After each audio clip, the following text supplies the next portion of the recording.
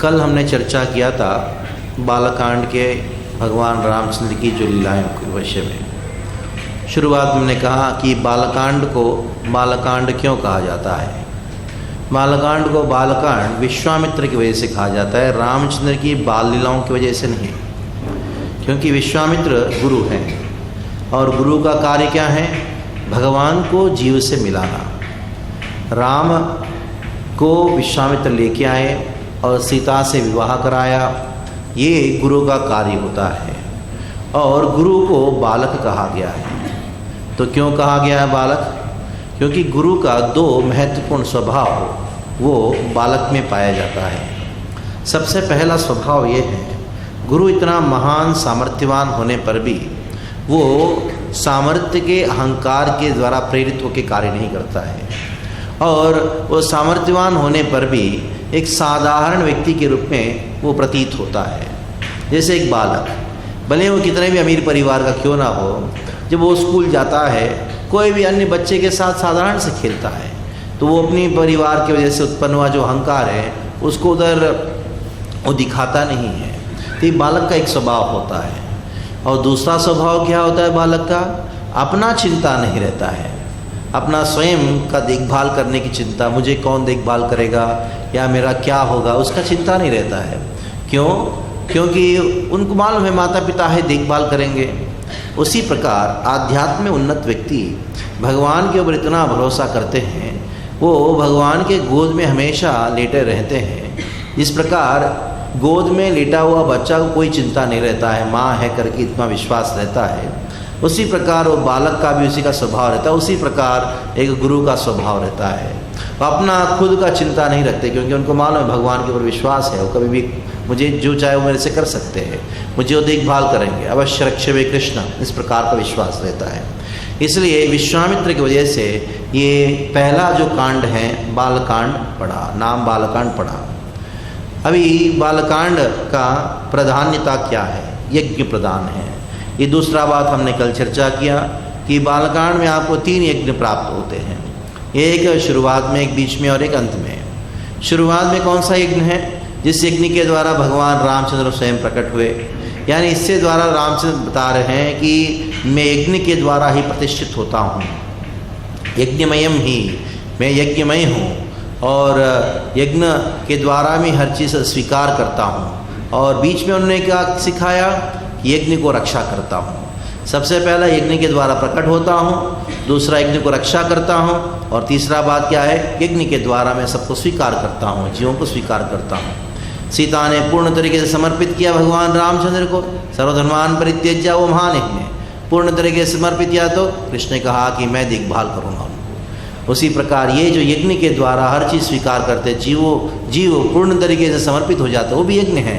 100% समर्पण होना यज्ञ है। तो ये 3 चीज़ों को या 3 यज्ञों को कहा गया, इसलिए ये बालकांड जो है वो यज्ञ प्रदान कांड है। ये 2 बातों को चर्चा करने के बाद हमने बालकांड का एक एक लीला को थोड़ी संक्षिप्त में चर्चा करते हुए पहुँचे। सबसे पहला लीला चर्चा किया हम भगवान राम दशरथ का विलाप। इतने सारे बच्चे होने के बाद, इतनी पत्नियाँ होने के बाद भी उनके कोई बच्चे नहीं थे। तब उन्होंने संकल्प किया अश्वमेध यज्ञ करूँगा, लेकिन बीच में खबर मिला उनको अश्वमेध यज्ञ करने से आपको पुत्र नहीं मिलेगा, पुत्र कामेष्टि यज्ञ करना होगा। तो पुत्र कामेष्टि यज्ञ करने के लिए योग्य व्यक्ति कौन है? ऋष्यशृंग। तो ऋष्यशृंग कौन है? दशरथ की पुत्री शांति को दत्तक में लिया गया था अंगराज के जो राजा है रोमपाद, तो उनके राज्य में शांति है और शांति के विवाह होता ऋष्यशृंग।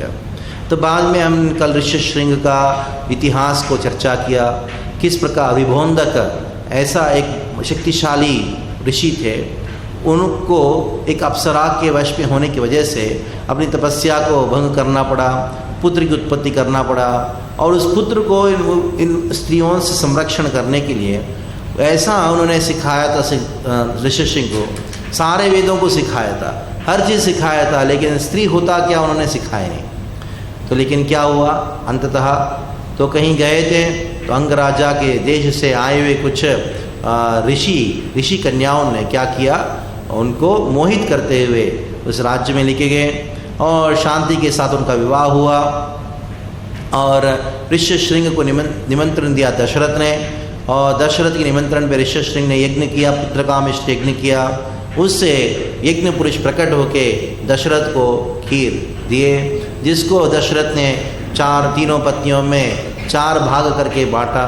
इससे राम लक्ष्मण भरत शत्रुघ्न प्रकट हुए। तो बाद में हमने और एक लीला चर्चा किया, विश्वामित्र का आगमन का लीला। जैसे इन चारों का जन्म होता है, तुरंत विश्वामित्र का आगमन होता है।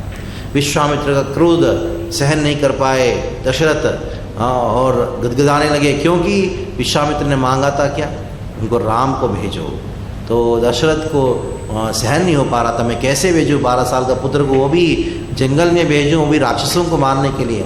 तब वशिष्ठ आके उनको शांत किया, और विश्वामित्र इन दोनों को लेके जा रहे, राम और लक्ष्मण को, राम लक्ष्मण को लेके जा रहे हैं। और विश्वामित्र ने बहुत प्रसिद्ध एक श्लोक को उच्चारण किया, बला अति बला, ये 2 बहुत सुंदर मंत्रों को दिया, जिसके द्वारा व्यक्ति अतुल्य हो जाता है, उसके समान कोई हो नहीं सकता, सर्वश्रेष्ठ हो जाता है। और एक दिन रात को स्वयं विश्वामित्र ने कुसा का घास से उनको शैया बनाया, उधर राम और लक्ष्मण को सुला के अगला दिन जब राम लक्ष्मण को जगाने के पहले जब संध्या कर रहे थे, उस गायत्री मंत्र जो स्वयं विश्वामित्र ने प्रकट कराया था, उस गायत्री मंत्र का मूल देव कौन है, जब उनके स्मरण में कौन दिखाई पड़ रहा है, वो सूर्यमंडल के परमात्मा के रूप में कौन दिखाई पड़ रहे हैं, यही राम दिखाई पड़ रहे हैं, जो उधर उनके बाजू में है। तुरंत विश्वामित्र आके स्मरण किया, वही गायत्री मंत्र का जो मूल उद्देश्य जिसको है, गायत्री मंत्र का जो मूल देव है, वही भगवान स्वयं कौशल्या के पुत्र के रूप में प्रकट हुए।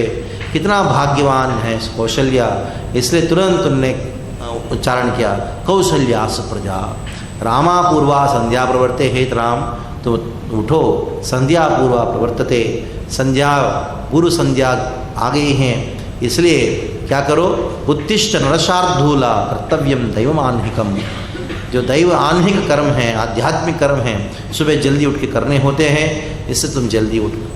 तो विश्वामित्र अनेक वो लीलाओं को सुनाया। जहाँ जहाँ राम जी जाते हैं, लक्ष्मण जाते हैं और पूछते इधर क्या हुआ, उधर क्या हुआ, उधर क्या हुआ। राम लक्ष्मण को बहुत सारी कहानियों को सुनाया, बहुत सारे ऋषियों के आश्रमों के द्वारा लेके गए, और अंततः राम लक्ष्मण पहुँचे विश्वामित्र के आश्रम में। उधर विश्वामित्र का 6 दिन का यज्ञ था, 5 दिन तक कोई असुर नहीं आया, लेकिन 6ठा दिन जो है मारीच और सुबाहु आए, तो उनको मारीच को दूर कहीं फेंक दिए, सुबाहु को मार दिया। तो हमने ये विश्वामित्र ये का यज्ञ का रक्षा करने के बाद भगवान रामचंद्र को विश्वामित्र लेके गए, कहाँ, जनकपुरी में। जनकपुरी मिथिला नगरी, मिथिला राज्य में लेके गए। जब रास्ते में एक आश्रम आया, रामचंद्र ने पूछा कि इतना मनोहर है कि मनोहरम वनम, कैसे इतना सुंदर मनोहर वन है। तो विश्वामित्र ने कहा, अरे याद दिलाया तुमने, इधर चलो। अहल्या का वृत्तांत सुनाया, अहल्या का उद्धार हुआ। उधर जनकपुरी जाने के बाद जनकपुरी में बहुत सुंदर 2 लीला हुआ। एक का स्वयंवर का लीला, स्वयंवर का लीला में भगवान रामचंद्र ने क्या किया, धनुष को उठाया, शिव धनुष को उठाया। तो शिव धनुष का इतिहास को भी हमने कहा, किस प्रकार विष्णु और शिव जी के बीच में जब युद्ध हुआ था नारद और इंद्र की वजह से, तो युद्ध में विष्णु ने शिव जी को हराया, तो वो शिव धनुष परशुराम को प्राप्त हुआ, परशुराम से जनक परिवार में प्राप्त हुआ। वो शिव धनुष इतना भारी धनुष था कि 300 लोग जब तक धक्का नहीं देंगे तब तक वो आगे नहीं बढ़ता था। इस प्रकार का बहुत भारी धनुष था। और ये जो शिव धनुष है, वो बचपन में सीता ने क्या किया था, दशरथ को ने देखा कि सीता एक गेंद पेड़ के ऊपर फंस गई, तो उसको नीचे गिराने के लिए सीधा भाग के अंदर गई और कमरे में जाके जिस पेटी में शिव धनुष रखा हुआ था, उस पेटी का ढक्कन खोल के और शिव धनुष को उठा के, वो सीता छोटी सी बच्ची है, 7-8 साल की बच्ची है, वो लेके उसको गेंद को नीचे गिराया और धनुष को जाके रख दिया। ये देख के सारे जितने भी दशरथ है और जनक है, उनके जितने भी सेवक है, प्राय हार्ट अटैक जैसा हुआ। और जनक सोचने लगे, अरे कैसे है, अभी इतनी छोटी सी बालिका ये शिव धनुष इतने सारे लोगों के द्वारा जो उठता नहीं है, इतने भारी धनुष है, उसको उठाया तो चिंता होने लगा कि मैं किसके साथ इसका विवाह कराऊं। कम से कम जो उनका पति होगा उससे शक्तिशाली होना चाहिए कि नहीं, तो उसको इनको ये चिंता होने लगी। तो इसलिए स्वयंवर में उन्होंने ये धनुष रखा था। जब राम की बारी आई तो राम ने उस धनुष को उठाया। कैसे उठाया? सबसे पहले अनुमति लिया उनके गुरु का, विश्वामित्र का। अमन अनुमति लेके पूछा। विश्वामित्र ने कहा देखो इसको पश्या धनुम पश्या, देखो। तो राम ने क्या किया? धनुष को उठाया और जो रस्सी है उसको बांधने का प्रयास करने के लिए, वो धनुष को झुकाने के लिए प्रयास कर रहा है। वो लोहे का एक बड़ा सा डंडा जैसा जो है उसको झुका रहे हैं, और झुकाते झुकाते क्या हुआ? वो टूट गया। और राम एकदम ऐसा देख रहे, मैं तो खाली उसको, मुझे मेरे गुरु ने कहा लेकिन उसको देखो, मैं उसको बांधने गया तो टूट गया है। और जब वो टूटा, वो आवाज़ से विश्वामित्र और जनक को छोड़ के, राम लक्ष्मण को छोड़ के सब बेहोश हो गए। इतना भयानक सा आवाज़ आया। तो कल हमने इसके पीछे एक बहुत महत्वपूर्ण सिद्धांत को आपको सुनाया था। क्या है वो सिद्धांत? धनवो प्रणवो धनु। प्रणव जो है वो धनुष मतलब क्या है? प्रणव है। प्रणव मतलब ओंकार। अब देखिए ओंकार इसी प्रकार धनुष जैसा रहता है। उपनिषदों में, मुंडकोपनिषद में इस बात को कहा गया है। अभी हम सब कहते हैं नाम का अर्थ क्या है? नाम का अर्थ है वो शब्द जिसके पास जाके झुकता है उसको नाम कहा जाता है। कल मैंने आपको उदाहरण दिया था। मान लीजिए आपने किसी का नाम पुकारा, तो केवल वही व्यक्ति आपका बात सुनता है। क्यों? वो शब्द उस व्यक्ति के पास जाके झुका, इसलिए नमयति इति नामः। अभी भगवान का नाम क्या है? ओम। जब आप ओम बोलोगे तो किसके पास जाके वो शब्द झुकता है? भगवान के पास झुकता है। वो मतलब धनुष। तो रामचंद्र ने धनुष को झुकाया, यानी रामचंद्र के सामने धनुष झुका। इसका अर्थ क्या है? इसका अर्थ क्या है? ओम जो है वो किसी और का नाम नहीं है, वो रामचंद्र है। इधर सीता जी इंतज़ार कर रही है राम का से विवाह करने की। तो सीता और राम का मिलन कैसे हुआ? नाम से हुआ। नाम के द्वारा ही भगवान की प्राप्ति होती है, भगवान से हमारा विवाह होता है, आध्यात्मिक विवाह होता है। तो केवल राम का ही, राम को प्राप्त करना ही हम राम के ही है, इस प्रकार का विचार जो है इस लीला में प्रकाशित किया जा रहा है। तो बाद में दशरथ को निमंत्रण देने के लिए कुछ लोगों को भेजा गया। दशरथ जल्दी जल्दी सब लोगों को, अपने परिवार वालों को लेते आए मिथिलापुरी में। आके उधर सुंदर विवाह का तैयारी हो रहा है। कल हमने थोड़ा सा विवाह के विषय में भी चर्चा किया, किस प्रकार जनक महाराज ने एक बहुत सुंदर श्लोक को उच्चारण किया। खास करके दशरथ जी इंतज़ार कर रहे थे बाहर चारों पुत्रों के साथ। इंतज़ार करते हुए उन्हें पूछा कि विश्वामित्र से, हम तो इंतज़ार कर रहे हैं। तो वशिष्ठ से पूछा, हम तो इंतज़ार कर रहे हैं, आप पूछिए जनक महाराज क्या कर रहे हैं।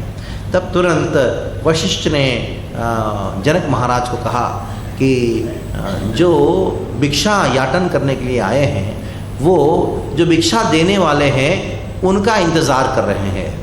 तब तुरंत जनक महाराज ने कहा कि अपने घर में किसी का अनुमति लेके अंदर आना पड़ता है, तो कोई रोका है क्या उनको? किसी ने नहीं तो रोका है, जल्दी आने के लिए बोलिए, क्योंकि मेरी कन्याएं इधर अग्नि का जो ऑल्टर है उधर अग्नि के तेजस्वी होके इधर खड़ी हैं, तो वो उनका इंतज़ार कर रही है। देर किस बात की है? आप आओ करके सुंदर तरीके से यज्ञ का संपन्न हुआ। जब यज्ञ का तैयारी सब चल रहा था, उस समय पाणी में तब इधर जनक महाराज ने ये श्लोक को उच्चारण किया कि इयं सीता मम सुता सहधर्मचरितवा। रामचंद्र को कहते हैं इयं सीता, ये सीता देखिए, ये मम सुता, मेरी पुत्री है। धर्मचरितवा प्रतीक्षा च एनम भद्रम ते पाणिम गृह्णामि पाणिना। तो उन्होंने कहा पाणिम गृह्णामि, तो आपकी हाथ से सीता का हाथ को पकड़िए। तो राम ने कहा, अनेकों संवाद है, लेकिन एक बात कहता हूँ, राम ने कहा कि मैं उनका हाथ क्यों पकड़ूं? तो उनको ही बोली मेरा हाथ पकड़ने के लिए। तो जनक महाराज ने कहा नहीं, आपको ही पकड़ना होगा, क्योंकि जो भोगता है ना वो भोग की वस्तु को पकड़ता है। मान लो आपके सामने कोई भोजन आया है तो भोजन आपके मुंह में नहीं जाता है, भोजन करने वालों को हाथ में भोजन को धारण करना पड़ता है। इसलिए आप भोक्ता हो और सीता भोग्य हैं, इसलिए आपको ही उनका हाथ धारण करना होगा करके ऐसा बातचीत चल रहा था। उस समय वशिष्ठ स्वयं अपने हाथों से रामचंद्र का हाथ लिया और सीता की हाथ के ऊपर रखा और पाणिग्रहण हुआ। उसके बाद तीनों अन्य भाइयों का और सीता जी की बहनों का सबका विवाह हुआ। राम का विवाह हुआ सीता से, और लक्ष्मण का विवाह हुआ उर्मिला से, और भरत का विवाह हुआ मांडवी से, शत्रुघ्न का विवाह हुआ श्रुतकीर्ति से। इन 4 कन्याओं के साथ हुआ। मांडवी और श्रुतकीर्ति जो है जनक महाराज के भाई के पुत्री हैं। जनक महाराज की 2 पुत्रियां हैं, उर्मिला और सीता जी और उर्मिला। उसके बाद सभी लोग जा रहे हैं, कहाँ जा रहे हैं? वापस अयोध्या। बीच में इस लीला को हमने नहीं कहा, बीच में ये जो धनुष टूट गया है करके खबर मिल गया किसको? परशुराम जी को। परशुराम जी एकदम बहुत क्रोधित होते हुआ है। उधर बड़ा सुंदर संवाद है, उस क्रोध को देख के लक्ष्मण भी क्रोधित हो गए और रामचंद्र ने दोनों को शांत किया। शांत करने के बाद परशुराम ने कहा, यार तुम इतना बड़ा शक्तिशाली हो गए, शिव धनुष तोड़ दिया, चलो मैं आपको और इस धनुष देता हूँ, उसको तोड़ के दिखाओ। तो विष्णु धनुष को देता हूँ। तब रामचंद्र ने कहा ठीक है। तो परशुराम जी जो है आंख बंद करके विष्णु धनुष को आवाहन कर रहे हैं, सारंगा सारंगा बोल रहे हैं, लेकिन वो आ नहीं रहा, विष्णु धनुष आ ही नहीं रहा। तो क्या करे? तो आने आंख देखा तो वो विष्णु धनुष जो है राम के पास है। अब एकदम परशुराम को मालूम पड़ा कि असलियत में ये साक्षात विष्णु हैं। तो राम उस धनुष को लिए हैं और उसके ऊपर बाण भी चलाए। तो क्या करूं अभी, मैं तो एक बार बाण लगा दिया तो कहीं तो छोड़ना पड़ेगा मुझे। तो परशुराम ने कहा मेरी शक्ति के ऊपर छोड़िए। तब परशुराम के शक्ति के ऊपर राम ने बाण छोड़ा और शक्ति को वो बाण लेके वापस राम ने उसको स्वीकार किया। तो परशुराम रामचंद्र को प्रणाम करके अपनी जो पौरुषवान जो लीलाएं हैं उसको समाप्त करके वो मंदार पर्वत के ऊपर तपस्या करने चले गए। इस प्रकार परशुराम का लीला जो है इस रामचंद्र के साथ में वो समाप्त होता है। उसके बाद भगवान रामचंद्र गए अयोध्या में, बड़े उल्लास के साथ सभी आनंद में हैं। और सीता तो प्रिया रामस्य, प्रिया तो सीता रामस्य, ये श्लोकों के द्वारा लव कुश ने ये जो बालकांड का समाप्ति किया। बड़े आनंद का कांड है जहाँ केवल आनंद ही आनंद है। रामचंद्र विश्वामित्र के साथ अनेकों अस्त्रों को ग्रहण किया, अनेकों इतिहासों को सुना और सीता के साथ विवाह हुआ। सीता और राम सीता का प्रेम का आदान प्रदान अयोध्या में हो रहा है। अभी हम जाएंगे अयोध्या कांड। तो अयोध्या क्या है? राजधानी है। अयोध्या केवल इस कोई एक छोटा सा राज्य का राजधानी नहीं, पूरा राज्य का, पूरा देश का राजधानी है। तो राज्य चलता कैसे है? धर्म के आधार के ऊपर। इसलिए हम अयोध्या कांड में थोड़ा प्रवेश करने के लिए प्रयास करेंगे। उस थोड़ा कठिन कांड है अयोध्या कांड। हम जितना हो सके हमारी बुद्धि के अनुसार, जो भी भगवान की कृपा के अनुसार जो भी हम प्राप्त कर सकते हैं उसको अयोध्या कांड में चर्चा करने के लिए प्रयास करेंगे। तो ध्यान श्लोकों को, अन्य श्लोकों को उच्चारण करके आज अयोध्या कांड में प्रवेश करने का प्रयास करेंगे। शुक्लां भरधरं विष्णुं शशिवर्णं चतुर्भुजं प्रसन्नवदनं ध्यायेत् सर्वविघ्नोपशान्तये। यस्य द्विरदवक्त्रादः पारिषद्यात् परस्ततं विघ्नं निघ्नन्ति सततं विश्वक्षेणं तमाश्रये। कूजन्तं राम रामेति मधुरं मधुराक्षरम् आरुह्य कविताशाकं वन्दे वाल्मीकिकोकिलं।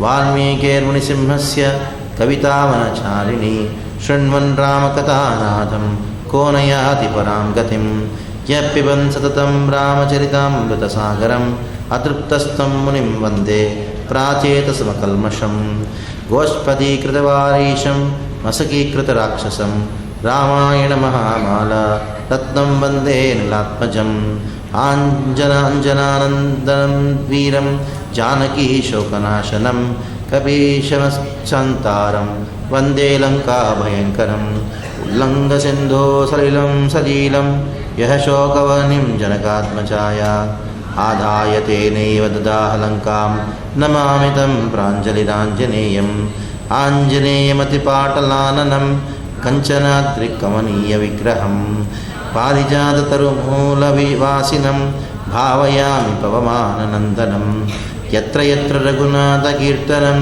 तत्र तत्र कृतमस्तकाञ्जलिं बाष्पवारि परिपूर्णलोचनं मारुतिं नमत राक्षसान्तकं मनोजवं मारुतवेतुल्यं जितेन्द्रियं बुद्धिमतां वरिष्ठं वातात्मजं वामरयूतमुख्यं श्रीरामदूतं शरणं प्रपद्ये यः कर्णाञ्जलिसम्पुटैरहरः सम्यक् पिबत्यादरात् वाल्मीकिर्वदनारविन्दगलितं रामायणां मधु जन्मव्याधिजराविपत्तिमरणाम् अत्यन्तसोपद्रुवं संसारसविहाय गच्छति पुमान् विष्णोपदं शाश्वतं तदुपगतसमाससन्धियोगं सममधुरोत्पत्त तत्र वाक्यबद्धं रघुवरचरितं मुनिप्रवीतं दशशिरश्च वदं निशामवध्यं वाल्मीकिगिरिसम्भूत रामसागरगामिनी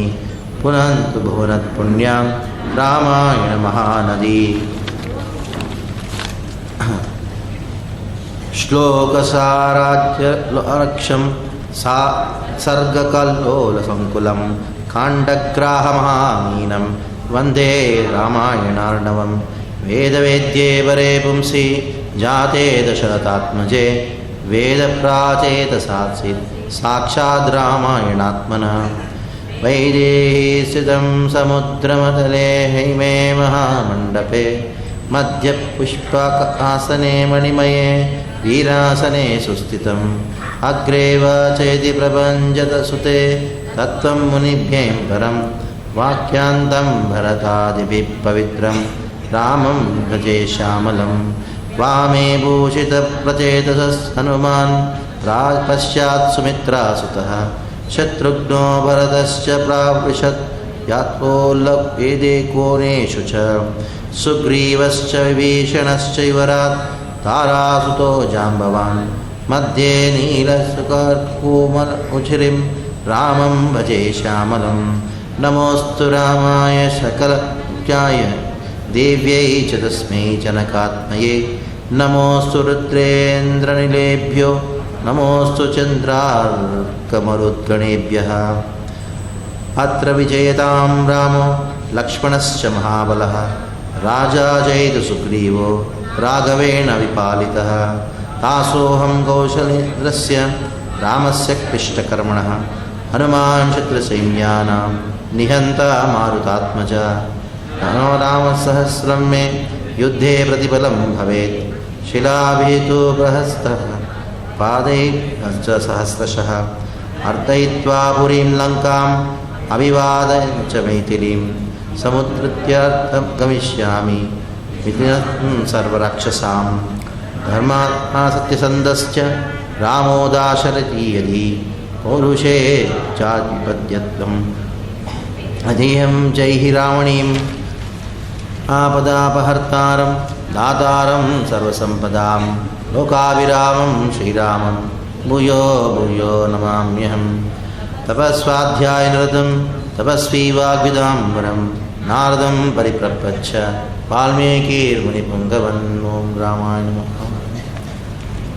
तो अयोध्या कांड, अयोध्या कांड क्या है? अयोध्या कांड जो है धर्म प्रधान है। जैसे आप देखते हैं बालकांड जो है यज्ञ प्रधान है, अयोध्या कांड जो है धर्म प्रधान है।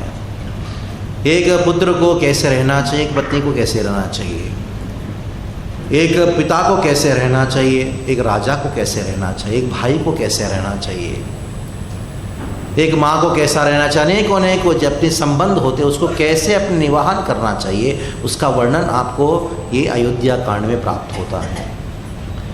तो ये धर्म को पालन करने का मूल उद्देश्य क्या है?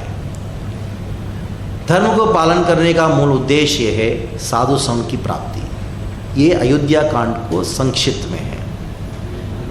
पूरा अयोध्या कांड जो है दुख से भरा हुआ है, धर्म भी है और दुख भी है, क्योंकि राम वनवास जा रहे हैं। राम को वनवास में भेजा जा रहा है। साथ में कौन आ रहे? सीता भी जा रही है।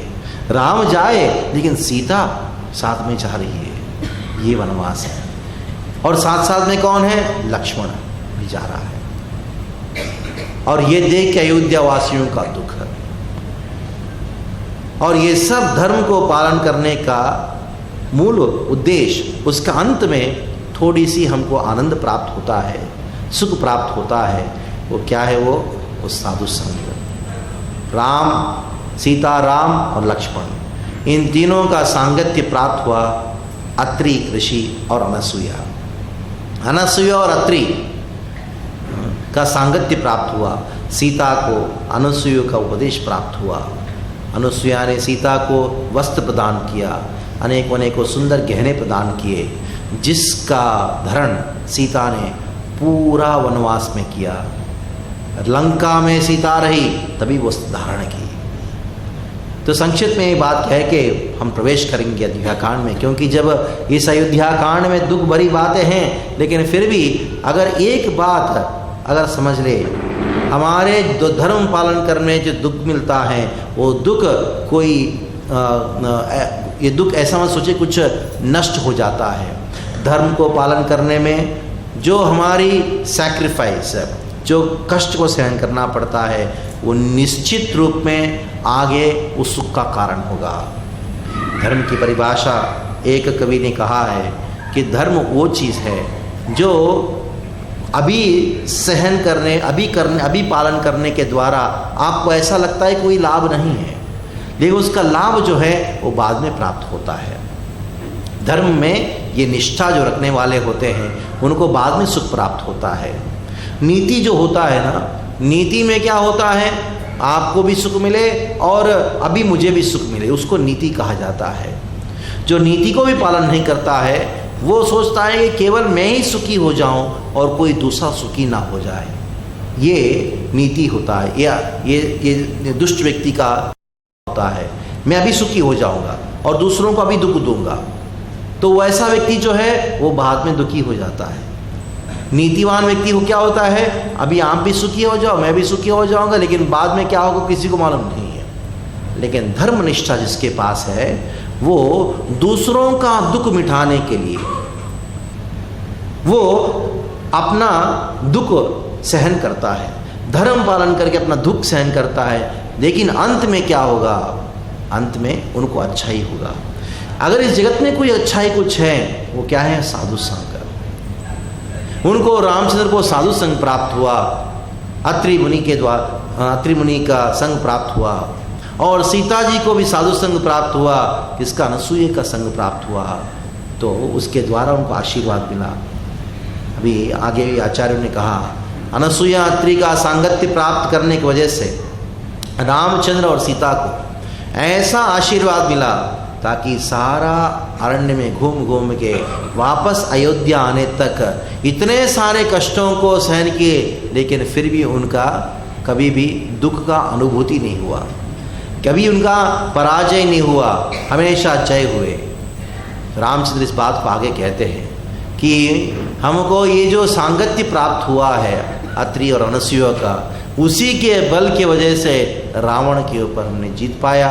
और सीता जी रावण के साथ में 10 महीने तक वही साड़ी पहन के रही जो अनसुया ने दिया था। और किस प्रकार की साड़ी थी वो? ऐसी साड़ी अनसुया ने सीता को प्रदान किया, वो कभी खराब नहीं होता है और कभी वो फोल्ड रिंकल्स नहीं होता उसके ऊपर, और कभी मैला नहीं होता है। ऐसा एक विशेष साड़ी को अनसुया ने प्रदान किया सीता को। तो आचार्यों ने कहा है कि किस प्रकार है, ये है क्या, ये साड़ी है क्या? वो है आशीर्वाद। जब बड़ों की आशीर्वाद रहता है, संतों की आशीर्वाद रहता है, कितना भी भयानक सा दुख क्यों ना हो, संसारिक भी दुख क्यों ना हो, कितना भी भयानक संसारिक दुख क्यों ना हो, वो दुख को हम निश्चित रूप में पार कर लेंगे। अभी पहले बालकांड में विश्वामित्र की कृपा से सीता राम का मिलन हुआ, संसार में प्रवेश किए। वैसे सीताराम तो संसार में नहीं है, एक मनुष्य का एक रूप धारण करके एक लीला कर रहे हैं। इसलिए जब कोई विवाहित हो जाता है तो विवाहित होने के बाद भी साधुओं का रक्षा चाहिए, नहीं तो संसार को पार नहीं कर सकते, गृहस्थ जीवन नामक संसार को पार नहीं कर सकते। क्योंकि विवाह करना जो है वो आनंद में कर लेते हैं, लेकिन उसके बाद जो झेलना होता है ना, बड़ा दुख का सागर है वो। उसको कैसे पार कर सकते हैं? जब साधुओं का संगति होता है। वो कब प्राप्त होता है? जब धर्म निष्ठा को पालन करोगे। इसलिए पूरा अयोध्या कांड जो है धर्म की बातें हो रही है। पत्नी को किस प्रकार रहना चाहिए, एक स्त्री को किस प्रकार रहना चाहिए, पुत्र को किस प्रकार रहना चाहिए, धर्म की बातें हैं। तो ये अयोध्या कांड का शुरुआत हुआ। कैसे शुरुआत हुआ? बड़ा एक अद्भुत श्लोक से अयोध्या कांड का शुरुआत होता है। वो है शत्रुघ्न। शत्रुघ्न की महिमा का वर्णन हो रहा है। क्या वर्णन, कैसे वर्णन हो रहा है? गच्छता मातुलम कुलम भरतेन तदानघा शत्रुघ्नो नित्र शत्रुघ्नो नीता प्रीति पुरस्कृतः। तो ये पहला श्लोक है इसका अयोध्या कांड का। इस पे कहा गया है गच्छता मातुलम कुलम। मातुलम कुलम पिछले भी वर्णन हुआ है किस प्रकार अयोध्या में सब आने के बाद मातुलम कुलम, कौशल्या, सुमित्रा, कैकेयी के जो भाई ने कहा कि अभी थोड़ी देर भरत को मेरे साथ भेजो, तो कैकेयी तुरंत मान लिया, दशरथ ने मान लिए। तो भरत जा रहा था मातुलम कुलम, मामा के पास जा रहा था। तो जब जा रहा था साथ में पीछे पीछे शत्रुघ्न भागते आया। शत्रुघ्नो नित्र शत्रुघ्नो नीता प्रीति पुरस्कृतम। प्रीति पुरस्कृतम, बड़े प्रेम से, ऐसा नहीं कहा गया कि जबरदस्ती, प्रीति पुरस्कृतम। पहले हमने कह चुके हैं कि लक्ष्मण रामचंद्र जहाँ है उधर लक्ष्मण जाता है, जहाँ भरत है उसके पीछे पीछे शत्रुघ्न जाता है। बड़ों का आदर करना सबसे पहले श्लोक में वर्णन किया गया है। जहाँ बड़ा भाई जाता है उसके साथ में मुझे जाना है बस, और को आगे पीछे नहीं देखना है। और वो क्या वर्णन किया गया है? शत्रुघ्नो नित्य शत्रुघ्न। शत्रुघ्न का वर्णन हुआ है नित्य शत्रुघ्न। ये नित्य शत्रुघ्न का दो अर्थ है। एक है जो नित्य हमेशा शत्रुओं को मारने वाला, दूसरा अर्थ ये है नित्य शत्रुओं को मारने वाला। देखिए नित्य शत्रु कौन है? शत्रुघ्नो नित्य शत्रुघ्न, इसका अर्थ क्या है? जो हमारे नित्य शत्रु कौन है? हमारे इंद्रियां, हमारा मन ही नित्य शत्रु है। और शत्रुघ्न, इन नित्य शत्रुओं को, इंद्रियों को, मन को जीतने वाला, वश में रखने वाला शत्रुघ्न है। वो कैसे कर पाता है? जब भरत की सेवा होता है। अब देखिए आप भगवान का कितना भी सेवा कर लो, हमारी इंद्रियां नियंत्रण में नहीं हो सकता है। जब तक भक्त का सेवा नहीं करेंगे तब तक हमारे इंद्रियां नियंत्रण में नहीं होंगे। अब देखिए पिछले 2 दिनों से बार बार इस बात को कह रहे हैं, राम लक्ष्मण भरत शत्रुघ्न। राम को राम क्यों कहा गया है? क्योंकि रमयताम वरः, जो आनंद देने वालों में सर्वश्रेष्ठ, इसलिए राम रमयताम वरः। और लक्ष्मण को लक्ष्मण क्यों कहा गया है? लक्ष्मण लक्ष्मीवर्धन, जो लक्ष्मी श्रेय को, लक्ष्मी को वर्धन करने वाला है। तो लक्ष्मी का अर्थ क्या है भाई? लक्ष्मण के पास है क्या? जहाँ राम जाते हो तो पीछे चले जाते हैं। अभी हम अयोध्या कांड में देते हैं राम लक्ष्मण जो है सब सेवक के रूप में, मीनियल सर्वेंट के रूप में राम के साथ में जा रहे। लक्ष्मीवर्धना कैसे हुआ? क्योंकि जिसके पास राम की भक्ति है वही लक्ष्मण है, वही लक्ष्मीवर्धना है, वही श्रीमान है।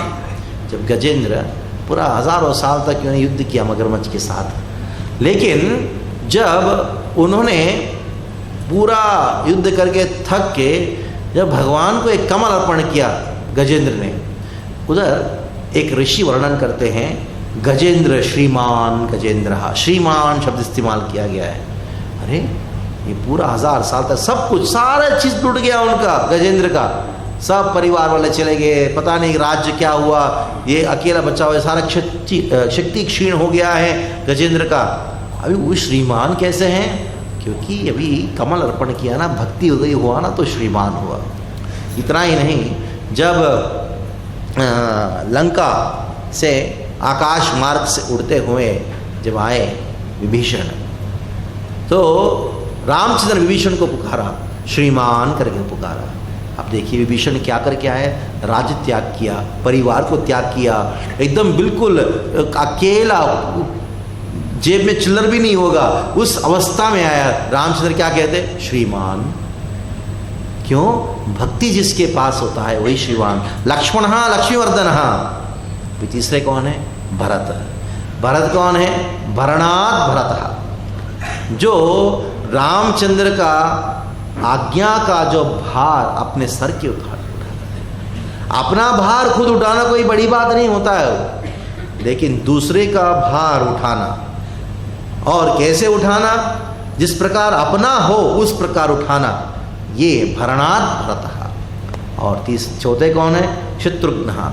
शत्रुघ्नो नित्य शत्रुघ्नो, भगवत सेवा, भागवत की सेवा करके उनके पास ऐसा सामर्थ्य हुआ कि वो नित्य शत्रुघ्न, अपने जो नित्य शत्रु है इंद्रियों को पर काबू कर पाए।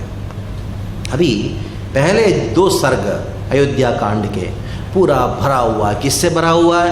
राम का गुणों का वर्णन करने भरा हुआ है। पहला बालकांड का पहला सर्ग है, उसके अंदर पूरा राम के गुणों से वर्णन भरा हुआ है। लेकिन ये अयोध्या कांड का जो 2 सर्ग में जो भगवान रामचंद्र के गुणों का जो वर्णन हुआ है ना, ऐसा कहा गया ये 2 सर्ग को कोई भी पढ़ता है तो पता नहीं वो गुणवान हो जाता है कि नहीं, उसका पुत्र तो निश्चित रूप में गुणवान हो जाएगा। अभी इधर वाल्मीकि जी रामचंद्र के गुणों का वर्णन कर रहे हैं। तो बात ऐसा है, प्रसंग ऐसा है कि दशरथ महाराज अभी सारे सब सभा में बैठे हुए हैं और सभा को बता रहे हैं। दूसरा सर्ग की बात है, पहला सर्ग में गुणों का वर्णन थोड़ा बाद में करेंगे, तो दूसरा सर्ग में दशरथ महाराज साहब को बिठा के बता रहे हैं, देखो अभी मैं वृद्ध हो रहा हूँ, तो वृद्ध हो रहा हूँ तो क्या करें? रामचंद्र बड़े गुणवान हैं, मेरा ज्येष्ठ पुत्र है, और उनके अंदर अनेकों दिव्य अच्छे अच्छे गुण हैं, और मैं चाहता हूँ, मैं विचार कर रहा हूँ कि रामचंद्र को अभी राजा बनाया जाए। तो इसके विषय में आपका राय क्या है? क्योंकि ये बड़े महत्वपूर्ण विषय है। इस विषय के ऊपर जो न्यूट्रल व्यक्ति होता है ना, जो पक्षपात नहीं करता है, वैसे लोगों की अनुभूति की ज़रूरत है। क्योंकि अगर आप नहीं सलाह दोगे, अपने मनमानी करोगे, वो सही भी हो सकता है, गलत भी हो सकते हैं। आप बड़े सब विचारवान हो, आप मंत्री हो, ब्राह्मण हो, विद्वान हो, आपका राय, तब हो सकता है कि मेरा राय गलत हो। आप खुलेआम बोल सकते हैं, अगर मैं गलत हूँ तो निश्चित रूप में बता दीजिए। तो दशरथ महाराज ने इस बात को सभी सभा में रखा। जैसे सभा में इस बात को प्रस्तुत किया तो कैसा सभा रिएक्ट किया, तो उसका वर्णन करते वाल्मीकि चलते हैं, इति ब्रुवंतम मुदिता। जैसे दशरथ ने इस बात को सबके सामने प्रस्तुत किया, मुदिता, सब एकदम खुश हो गए। तो प्रत्यानंद नृपानुपाम जितने भी लोग बैठे थे, ऐसा नहीं कि एक दो, उस सभा में जितने भी राजा बैठे थे, मंत्री बैठे थे, ब्राह्मण बैठे थे, सब लोग इतना आनंदित हो गए।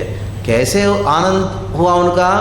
जब कोई बरिहना, मतलब कोयल एकदम बारिश का मौसम में कूं कूं करके आवाज़ करता है, और वो आवाज़ कैसा है? महामेघम नर्धतान इवाह, नाचते हुए वो कोयल नहीं, पीकॉक को क्या बोलेंगे? मोर, मोर नाचते हुए एकदम बिल्कुल आनंद से जोर जोर से पुकारता है। वृंदावन जब गए होंगे तो आप कोयल का आवाज़, कोयल नहीं, मोर का आवाज़ जो है सुनाई पड़ता है, एक जगह से दूसरी जगह दूर दूर तक सुनाई पड़ता है, और सभी लोग आनंद से गर्जन करने, कैसे गर्जन करने लगे। वर्णन है कि जनेर, इन लोगों का जो आनंद कैसा था, विमानम कंपयन निवा, तो पूरा जो महल है उनका, विमान मतलब ऊपर रहने वाला, जो गोपुरम होता है उसको विमान कहा जाता है, कंपयन निवा, पूरा कंपन होने का, स्निग्धो निनादो, उनका निनाद इतना पूरा जोर जोर से कंपन हुआ। कंपन होके आगे उन लोगों ने इस प्रकार दशरथ को कहा, क्या कहा, किस प्रकार दशरथ कहा क्या कहा दशरथ को, अनेक वर्ष सहस्रेण, अनेक वर्ष सहस्रेण, हजारों साल जो है आप जीते रहो, और आपने एकदम बिल्कुल बराबर निर्णय लिया। इस बात को प्रस्तुत करते हुए उन लोगों ने कहा, इच्छामो हि महाबाहुम रघुवीर महाबलहा, तो सभी लोग एक साथ में क्या कहा, इच्छामहो इच्छामहो इच्छामहो, सब लोगों ने कहा।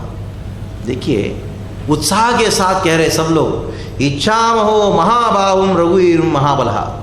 उन्होंने ऐसा नहीं कहा कि रामचंद्र अच्छा है, आपने जो पूरा सही बात कहा, आप रामचंद्र को राजा बना सकते हो, ऐसा उन्होंने कहा। सारे लोग एक शब्द में घोषणा करते हुए, इच्छामो महाबाहुम रघुरी महाबलः गजेन महताम यातम, हम बड़े शीघ्रता से इंतजार कर रहे थे, अभी नहीं पहले से इंतजार कर रहे थे।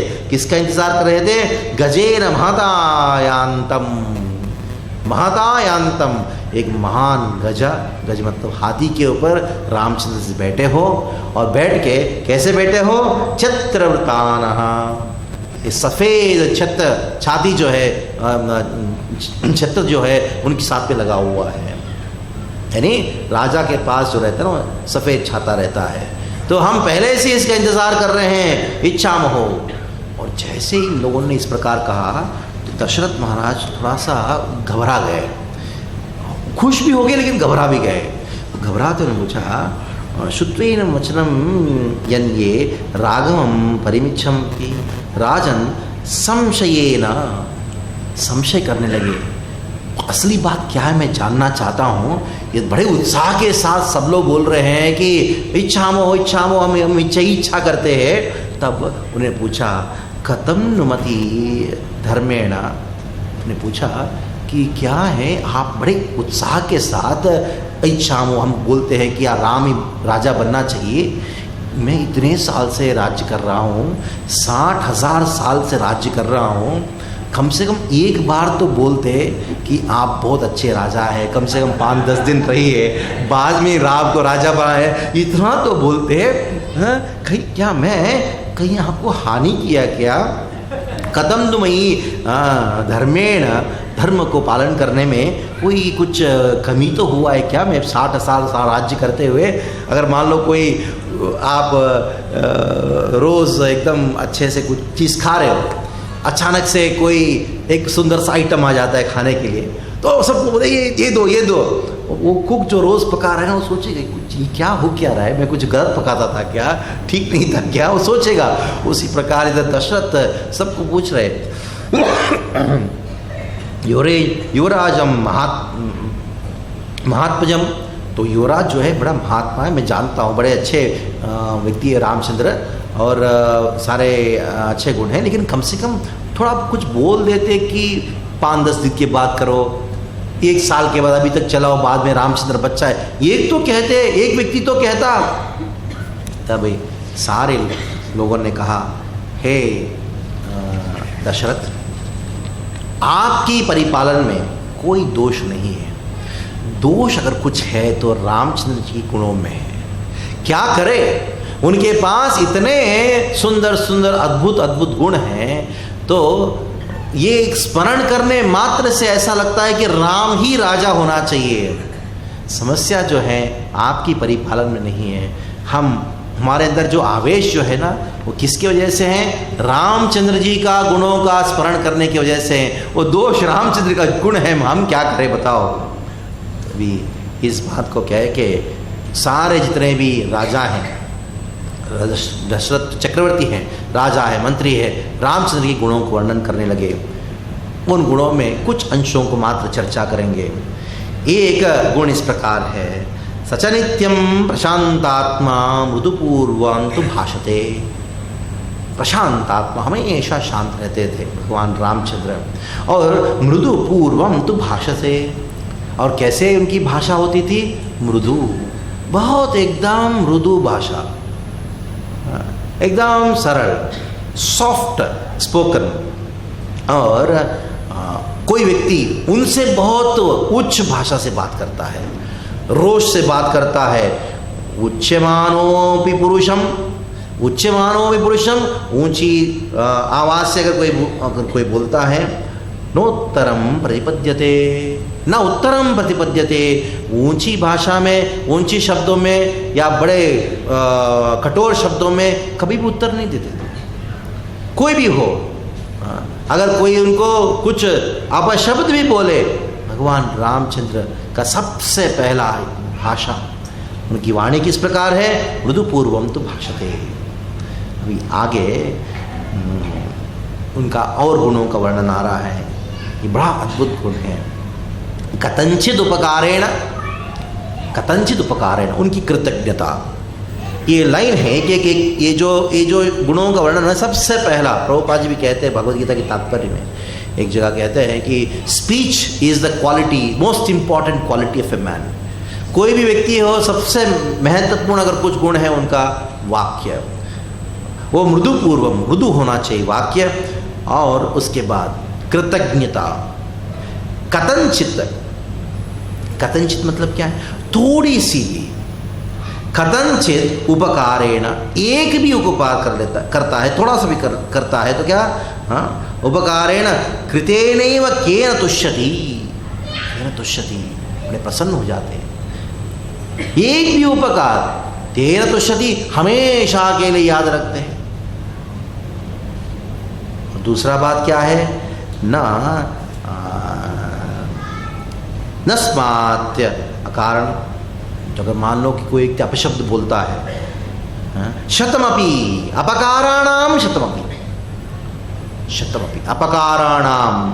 अभी देखिए, उपकारम कथंचित उपकारेण, कथंचित उपकारेण कृतेन, कथंचित उपकारेण, उपकार का अर्थ है कि एक उपकार करने के बाद भी वो हमेशा उसको याद रखेंगे। और दूसरी बात कहा गया है, अगर कोई व्यक्ति अपकाराणाम शतमपि, अपकाराणाम मतलब क्या है? अनेकों अनेकों अपकार करता है। शतमपि मतलब 100 के ऊपर हजारों अपकार करता है, तो भगवान क्या करते हैं? उसको विस्मरति। विस्मरति मतलब क्या है? वो कभी भी स्मरण नहीं करते, याद ही नहीं रखते। मान लो व्यक्ति सामने आता है, बहुत अपकार किया, बहुत सारा निंदा किया, बहुत उनको मारने तक भी प्रयास किया है, बहुत पॉलिटिक्स किया, वो सामने भी आते हैं ना, तो कोई व्यक्ति बोलता है उसको, देखो ये व्यक्ति ना आपको ऐसा कहा था, अच्छा ऐसा है क्या, मुझे नहीं मालूम, न स्मरति, वो भूल जाते। ये भगवान रामचंद्र का विशेषता है। बाद में कैसे उनका दया, दया का वर्णन ऐसा आता है कि इतना उनका दया है कि अगर कोई दुखी हो जाता है, वृषम दुखम अनुभवति, वृषम दुखम अनुभवति, किसी का दुख सहन नहीं कर सकते भगवान रामचंद्र। और जब किसी का दुख देखते हैं तो रामचंद्र कैसे अनुभव करते हैं उस दुख को, उसको कैसे अनुभव करते हैं? वो व्यक्ति जितना दुख को अनुभव कर रहा है उससे ज्यादा दुख अनुभव करते हैं, ज्यादा दुख को अनुभव करते हैं। और ऐसा नहीं कि वो दुख मिटने के बाद, दूसरा व्यक्ति का दुख मिट गया, मिटने के बाद उस दुख को भूल जाते हैं, हमेशा दुखी रहते हैं। भगवान रामचंद्र उस दुख मिट गया उसका, वो कब का दुख था, लेकिन अभी भी वो दुख को स्मरण करते हुए उस दुख को याद रखते हैं। कैसे याद रखते हैं? उदाहरण दिया गया, माँ का उदाहरण दिया गया है। माँ जब बच्चे छोटे होते हैं ना, उस बच्चे को ऐसा खेलने के लिए कुछ दे देती है माँ, और अपने पड़ोसन से कोई बात कर रही है, समझ लीजिए। वो बच्चा खेलते खेलते क्या होता है कि वो थोड़ी सी ऊंची जगह आया, खेलते खेलते उधर से नीची जगह पे गिर पड़ा। गिरने के बाद एकदम बिल्कुल चोट लगने लगा, चोट लगा, रो रहा है बच्चा। तुरंत माँ जो है उस बच्चे को उठाती है, उठा के वो अपने आप को दोषी ठहराती है, मैं किस प्रकार की पापी माँ हूँ, देखो बच्चे को देखभाल नहीं किया, और रोना शुरू करती है। और वो बच्चा रोना बंद कर दिया, लेकिन माँ अभी भी रो रही है। देखिए बच्चा बड़ा हो गया, बड़ा होने के बाद बड़ा मिलिट्री ऑफिसर बढ़ गया, बड़ा हट्टा कट्टा हो गया, और घर में अपना बड़ा सूट बूट पहन के वो चल रहा है। तो माँ उस बच्चे को देख के, उसको तो बच्चा ही है ना, बोलती है बच्चा संभाल के चलना, संभाल के चलना। अरे अभी वो बच्चा नहीं रहा है, नहीं याद है ना बचपन में तुम गिरा था, रोया था, उसको स्मरण करती है अभी भी। ये माँ का स्वभाव होता है। माँ जैसा दूसरों को दुख देख के, बच्चे का दुख, बच्चे दुखी होता है तो माँ उससे ज़्यादा दुख को माँ अनुभव करती है, उसी प्रकार राम दुखी होते हैं हमेशा के लिए। वो दुख दूर होने के बाद दुखी होते हैं, उनका स्वभाव है रामचंद्र का। ऐसे ही नहीं राम का बात अभी भी हम करते हैं। अभी भी लोग राम राज के बारे में क्यों बात करते हैं? क्योंकि इस प्रकार के दिव्य गुणों की उपस्थिति होने की वजह से। आगे थोड़ी सी संतुष्टि, पितेव परितुष्यति। अगर कोई खुश हो जाता है, सुखी हो जाता है, उसको देख के रामचंद्र कैसे अनुभव करते हैं? पितेव परितुष्यति। पिताजी का वर्णन करेंगे। एक पिता है, गरीब परिवार के हैं, और पिताजी बच्चे को अच्छी तरह देखभाल करते हैं।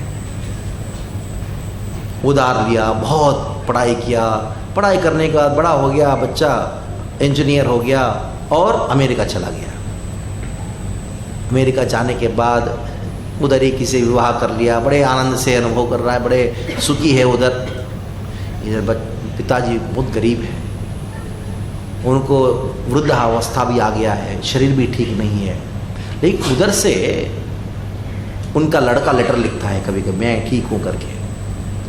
उसके घर में कोई आता है तो ये पिताजी से पूछता है आपका लड़का कैसे है? अरे अब मेरा लड़का एकदम आनंद में है। आनंद का अनुभव या सुख का अनुभव उसका लड़का कर रहा है कहाँ? अमेरिका में। लेकिन उससे ज़्यादा आनंद पिताजी का है। अवस्था क्या है? अभी बहुत दुख का अवस्था है, लेकिन दूसरों का जो सुख देख के अपना दुख को भूल जाना, ये प्रेम कहा गया है। इस प्रकार का स्वभाव है भगवान रामचंद्र का। देखिए, ये केवल सुनने को भी मिल जाए ना, आजकल की दुनिया में केवल सुनने की मिल जाए, ऐसे व्यक्तियों को खोजना तो बात छोड़िए, केवल सुनने की भी मिल जाए बड़ा दुर्लभ है। ये रामचंद्र का स्वभाव है। ऐसे ऐसे दिव्य अमूल्य गुणों का एक एक राजा वर्णन कर रहे हैं। रामचंद्र में इस प्रकार है, वो इस प्रकार है। तो आगे और वर्णन आता है, मितभाषी च, केवल मितभाषी नहीं, भगवान राम स्मितभाषी नहीं, वो कैसे हैं? मितभाषी है। देखिए, बुद्धिमान, मधुरभाषी, पूर्वभाषी, प्रियवदः। बुद्धिमान, भगवान रामचंद्र बड़े बुद्धिमान है। बुद्धिमान होने के साथ साथ में मधुराभाषी, उनका भाषा जो है एकदम मधुर, जैसे शक्कर उगलता हो उस प्रकार की भाषा है उनका। और पूर्वभाषी बहुत महत्वपूर्ण गुण है, थोड़ा सा विचार करना जरूरी है। अभी देखिए, मान लो कि आप किसी एक अनजान व्यक्ति आपके पास आया, कहीं बैठा है, समझ लो कहीं आए हैं, तो क्या करोगे? उनका मुंह कहीं रहेगा, उनका आपका मुंह कहीं रहेगा।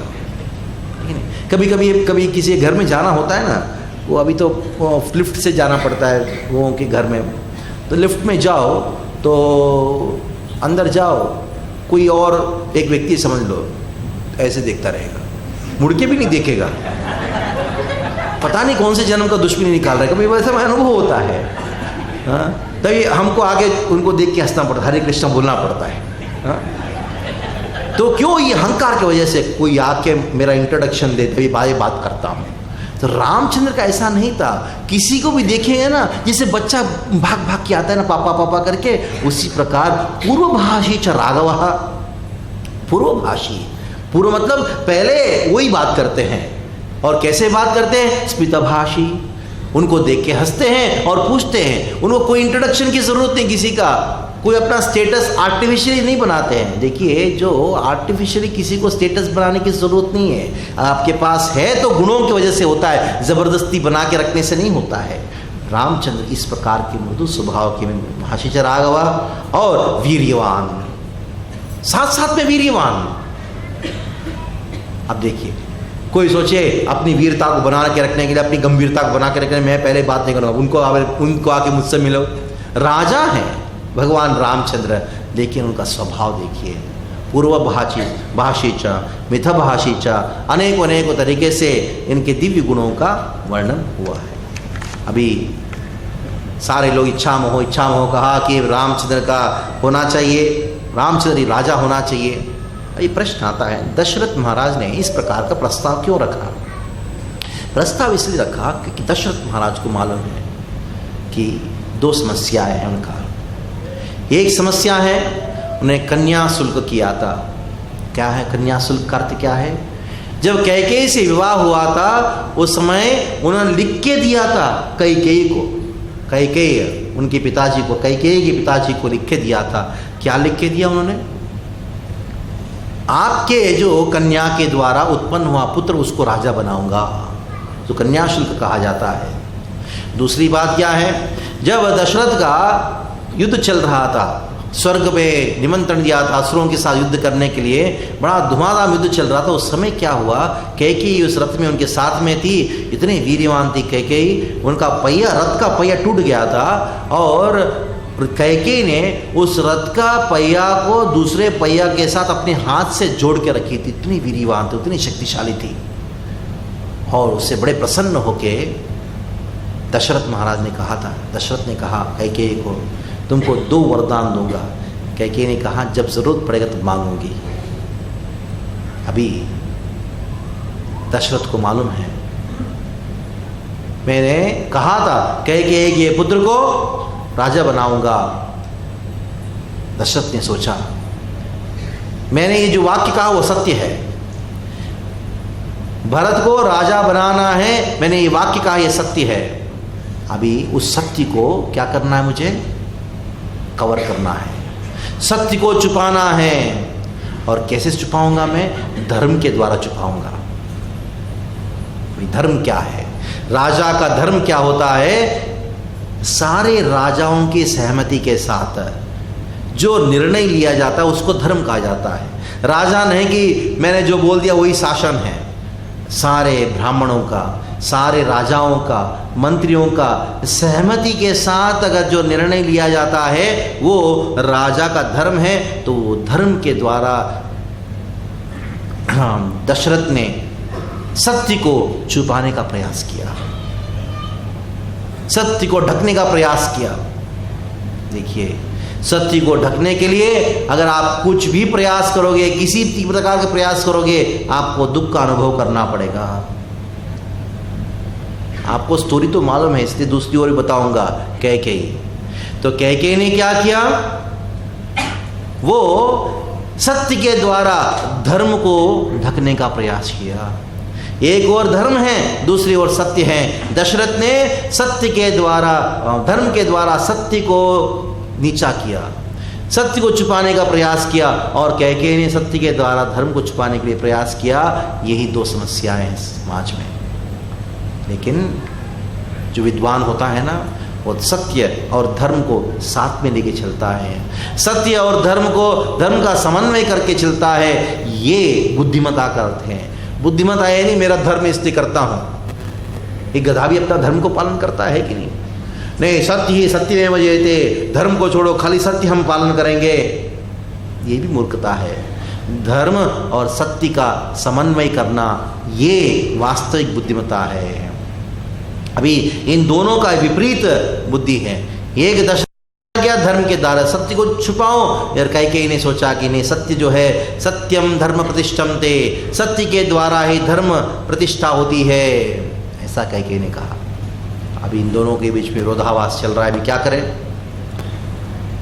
कैकेयी ने शुरू किया, और मंत्रा का स्टोरी सब आपको मालूम है, किस प्रकार मंत्रा ने कैकेयी का दिमाग खराब किया और कैकेयी जाके कोप गृह में सो गई।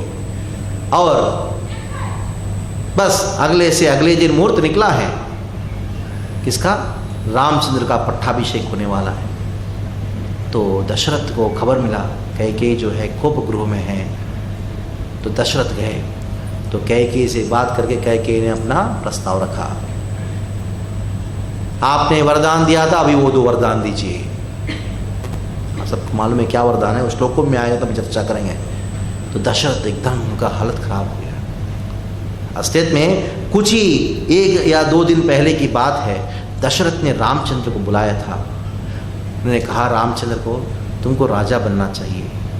तो रामचंद्र जो है वो बात सुन के कोई भी रिएक्शन नहीं है, कहा ठीक है।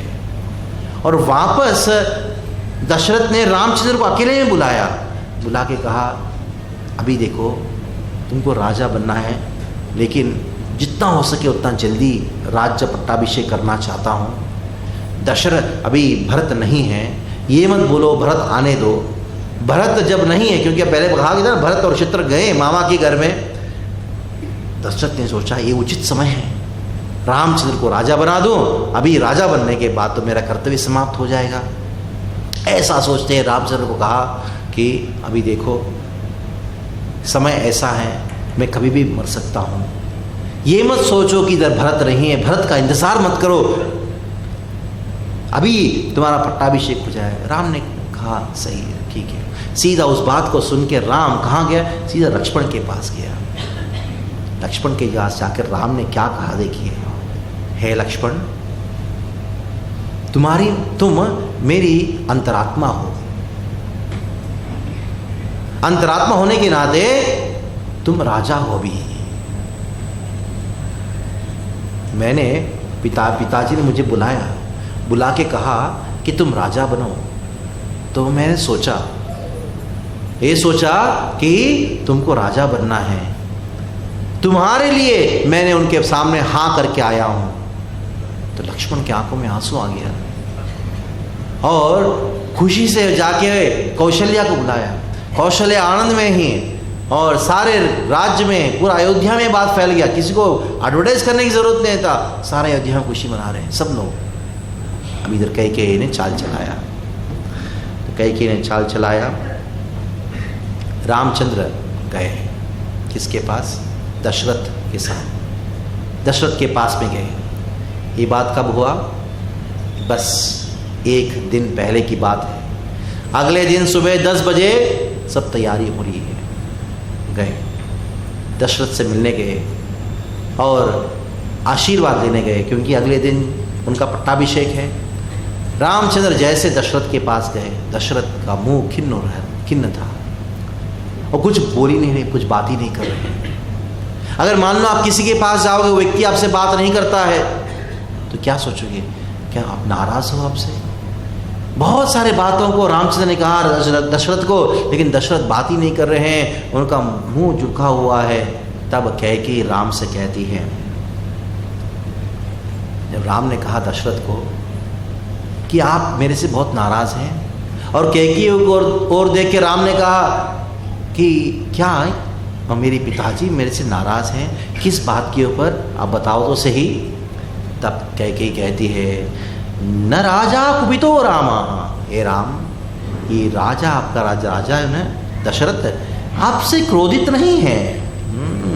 व्यसनम नास्यम किंचना, व्यसनम नास्यम किंचना।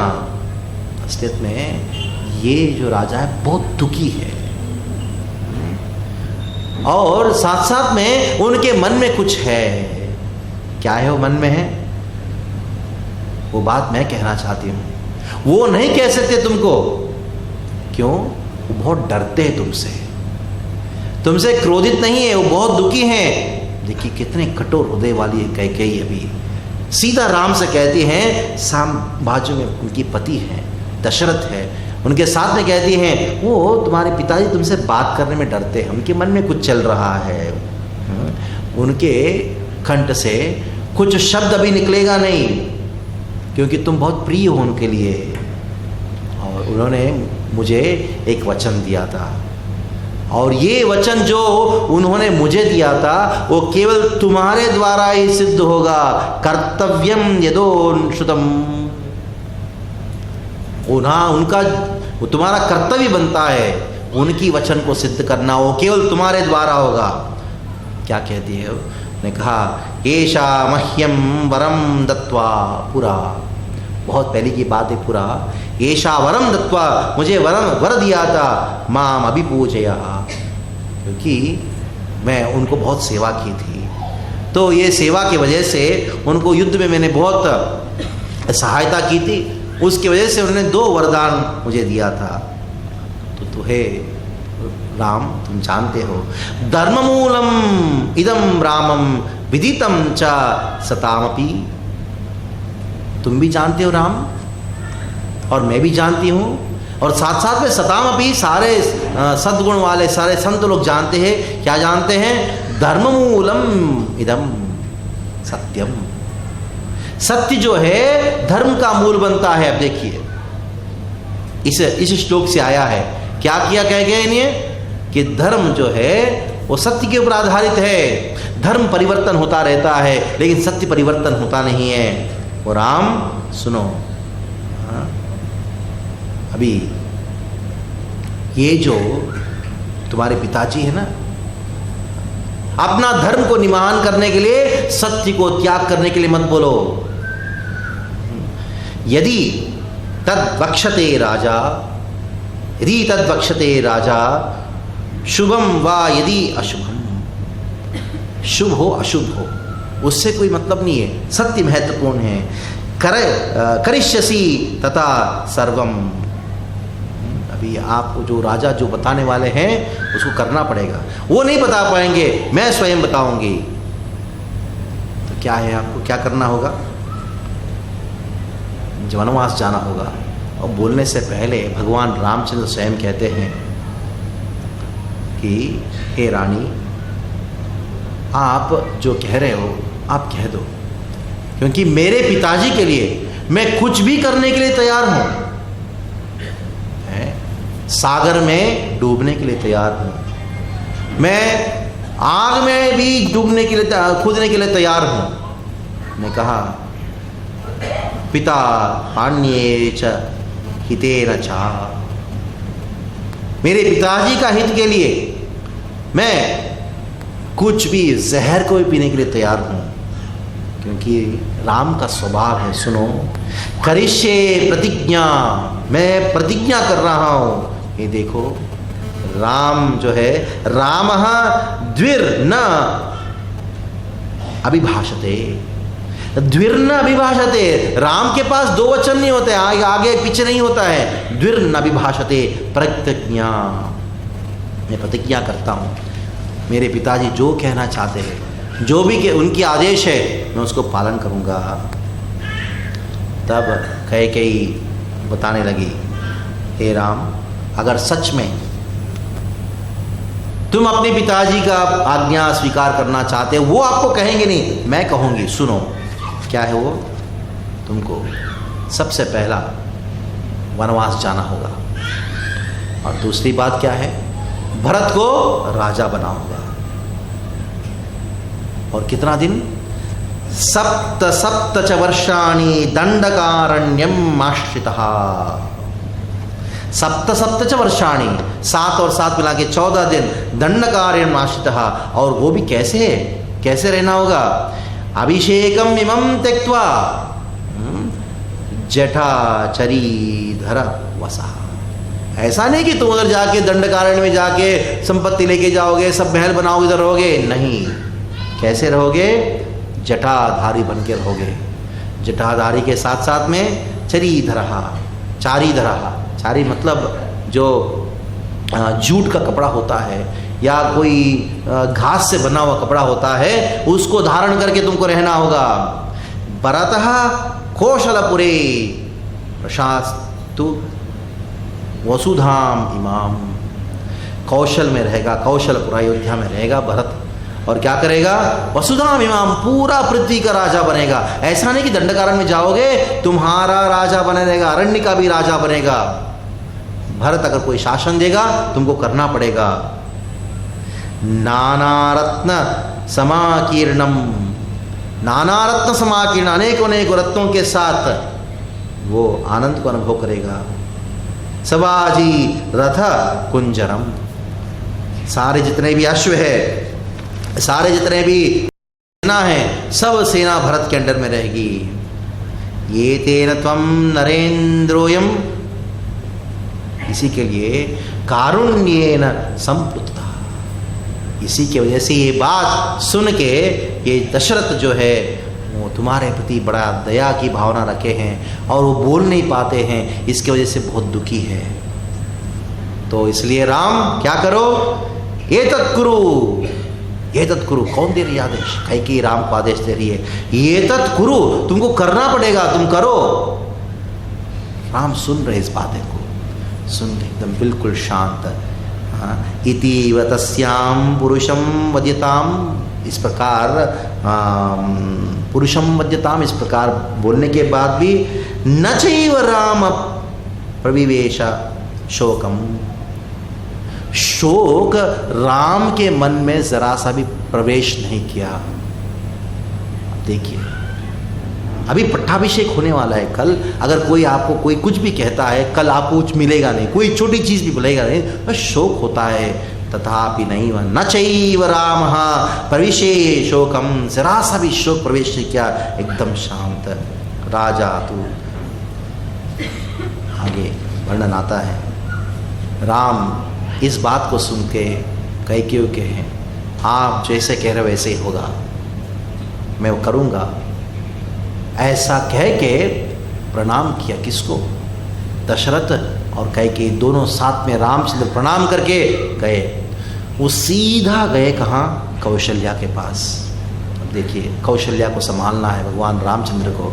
सीधा कौशल्या के पास गए तो कौशल्या बड़े आनंद के साथ राम को स्वागत किया। आओ आओ बेटा, तुम्हारा जो पिताजी है सत्य प्रतिज्ञाम पितरम, कहती हैं सत्यम प्रतिज्ञाम पितरम, जो तुम्हारा पिताजी जो है ना उनकी प्रतिज्ञा सत्य रहता है। उन्होंने सबको कहा ना कि तुम राजा बनोगे। अभी कौशल्या कहने लगी राम को, इतना दिन से इस दिन का इंतजार कर रही थी, क्योंकि हमेशा तुम्हारे जो पिताजी है ज़्यादा ध्यान कैकेयी को देते थे। अभी तुम राजा बनोगे तो मेरा आनंद, उस दिन का इंतज़ार कर रही हूँ जब तुम राजा बनोगे। अपने को दिनों से इंतज़ार कर रही थी, वो दिन आया है। अभी ऐसे बोलते बोलते तुम्हारे पिताजी ने कहा ना, मेरे को 2 दिन पहले सबको घोषणा किया तुम राज्य बनोगे।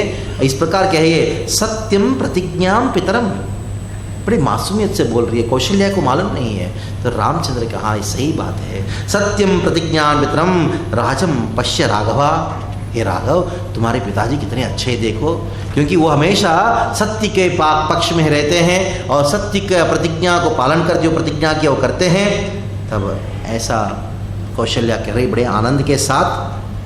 राम ये सुन रहे हैं, उनके चेहरे में कोई भी दुख का अनुभव या कोई दिखाई नहीं पड़ रहा है।